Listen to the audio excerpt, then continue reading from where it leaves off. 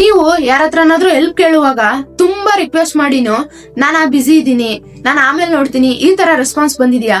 ಇದ್ರ ಹಿಂದಿನ reason 48 loss of power ಬುಕ್ಕಿನ ಲಾ ನಂಬರ್ 13 ಅಲ್ಲಿ ಇದೆ. When asking for help, appeal to people self interested, never to their mercy or gratitude.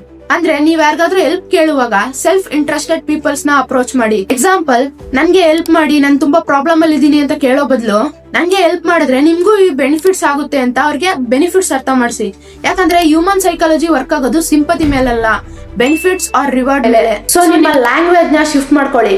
Help ಮಾಡಿ ಅಂತ ಕೇಳೋದ್ರ ಬದಲು ನಿಮ್ಗೆ ಈ ತರ ಬೆನಿಫಿಟ್ ಇದೆ ಅಂತ ಹೇಳಿ. ಕೇಳೋದಕ್ಕಿಂತ ಮುಂಚೆ ಅದರಿಂದ ಆಗೋ ಬೆನಿಫಿಟ್ ನ ಅವ್ರಿಗೆ ಅರ್ಥ ಮಾಡಿಸಿ. ನೀವೆಷ್ಟೇ ರಿಕ್ವೆಸ್ಟ್ ಮಾಡಿದ್ರು, ನೀವೆಷ್ಟೇ ಫೋರ್ಸ್ ಮಾಡಿದ್ರು ಯೂಸ್ ಇಲ್ಲ. ಬಟ್ ನೀವು ಬೆನಿಫಿಟ್ಸ್ ಹೇಳಿದ್ರೆ ಖಂಡಿತ ಅವರು ಒಪ್ಕೊಳ್ತಾರೆ.